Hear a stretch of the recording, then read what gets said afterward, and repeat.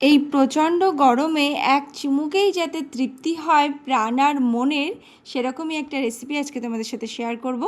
Priyanka's food ডায়েরিতে তোমাদের সবাইকে ওয়েলকাম। আমি প্রিয়াঙ্কা। আজকে শেয়ার করব আমের একটা শরবত, যেটা তোমরা বাড়িতে বানিয়ে রাখতে পারলে বেশ গেস্ট আসলে বা নিজেদের যখন প্রচণ্ড গরম লাগবে তখন এটা একটু একটু করে ট্রাই করে দেখতেই পারো। তার জন্য আমি এখানে কাঁচা আম নিয়েছি। কাঁচা আমটা কিন্তু আমি কেটে নিয়েছি, দেখতেই পাচ্ছ, খণ্ড খণ্ড করে, এবং তার খোসা এবং যে অংশটা থাকে, মানে আঁঠির গায়ের যে অংশ, সেটাও কিন্তু আমি বাদ দিয়ে নিয়েছি। এখানে দেখলে দেখতেই পারবে একটা দুটো রয়েছে, আমি দেখানোর জন্য রেখে দিয়েছি।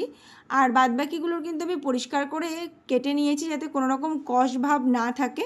তো এটা দেখতে এই যে এগুলো আছে, তো এগুলো আমি পরিষ্কার করে সবগুলো ক্লিন করে কেটে নেব। বেশিরভাগ আমি কেটেই রেখেছি। তো সুন্দর করে কেটে নিয়ে ধুয়ে এটাকে পরিষ্কার করে নিতে হবে।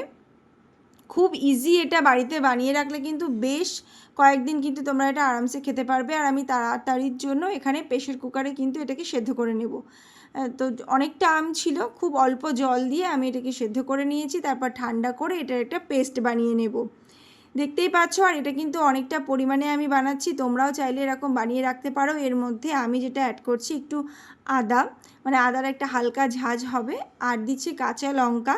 কাঁচা লঙ্কার পরিমাণটা তোমরা চাইলে বাড়িয়ে নিতে পারো, যে যতটা ঝাল পছন্দ করবে। দিয়ে দিয়েছি পুদিনা পাতা 1 মুঠ। তো সুন্দর করে পেস্টটা বানিয়ে নিয়েছি আমি, দেখতেই পাচ্ছ কোনো রকম লাম্পস কিন্তু এতে নেই। চাইলে কিন্তু তোমরা আর একবার এটা ছেঁকে নিতে পারো। এবারে দিয়ে দিচ্ছি আমি চিনি আমি এখানে 1 কাপ দিয়েছি, আর হাফ কাপ মতন জল দিয়েছি। এখানে কিন্তু চিনিটা দিতে হবে আমের টকের উপর নির্ভর করে, যে আম যতটা বেশি টক হবে ততটা চিনি দিতে হবে। তো এবারে সুন্দর করে এটাকে মেল্ট করে নেব, খুব বেশি ফোটানোর দরকার নেই, জাস্ট এটা মেল্ট হয়ে যাবে এবং বেশ টকবক করে ফুটে উঠবে। ততক্ষণ পর্যন্ত কিন্তু আমাদের ওয়েট করতে হবে। আর তারপরেই কিন্তু যে আমের পেস্ট বানিয়েছি সেটা এর মধ্যে দিয়ে দিলাম। এবারে কিন্তু আমের পেস্টটা দিয়ে খুব ভালো করে আমরা নাড়তে থাকবো, ফুটিয়ে নেব। আর তোমাদের এই রেসিপিগুলো কেমন লাগছে অবশ্যই আমাকে জানিও। আর তোমাদের প্রচুর প্রচুর ভালোবাসা দেওয়ার জন্য অনেক ধন্যবাদ। যারা আমার চ্যানেলটা এখনও সাবস্ক্রাইব করোনি তারা অবশ্যই চ্যানেলটাকে সাবস্ক্রাইব করে নিও, আর পাশে থাকা বেল বাটনটা প্রেস করে দিও, যাতে আমার রান্নার সমস্ত নোটিফিকেশান তোমাদের কাছে চলে আসে খুব তাড়াতাড়ি। তো এবারে কিন্তু আমটা সুন্দর করে ফুটিয়ে নেওয়ার পালা। এবারে দিয়ে দিলাম একটু বিট নুন। বিট নুন দেওয়াটা কিন্তু খুব জরুরি।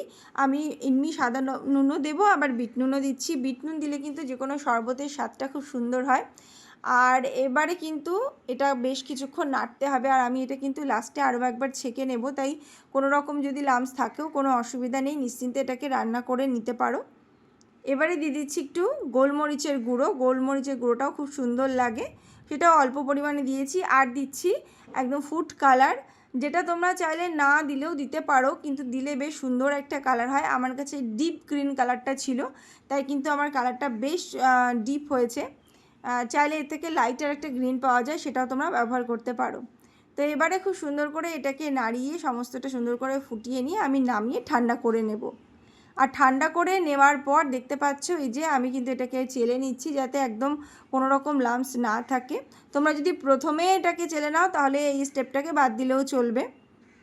আশা করছি রেসিপিটা তোমাদের ভীষণ ভালো লেগেছে। আর আমি তো এটাকে রেডি করে ফ্রিজে রেখে দেব।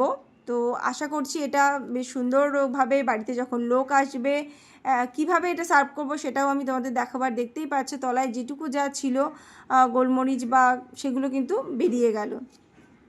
তো ঠান্ডা করার পর এবার কিন্তু এটাকে বয়েমে ভরে রাখার পালা, এবং অবশ্যই এটা ফ্রিজেই রাখবো। যেহেতু কোনো প্রিজারভেটিভ এটাতে দেওয়া নেই, তাই খুব বেশি দিন এটা যাবে না, কিন্তু গরমের দিনগুলো তো আরামসে চলে যাবে। তো এই যে এখানে শরবত আমি বানিয়েও নিয়েছি। চলো এবারে সেই প্রাণ জোড়ানো শরবতটা কী করে বানাচ্ছি সেটাই তোমাদের সাথে শেয়ার করে নিই। এখানে আমি কিন্তু গ্লাসের মধ্যে কিছুটা বরফ দিয়ে নিয়েছি। এবারে এর মধ্যে পরিমাণ মতন দিয়ে দেবো যে সিরাপটা বানিয়েছি, ম্যাঙ্গো গ্রিন সিরাপ, সেটা দিয়ে দিলাম। আর তার মধ্যে দিয়ে দিলাম একটু লেবু, মানে সেটা খোসা সমেতই দিয়ে দিলাম, আর দিয়ে দিলাম ঠান্ডা জল।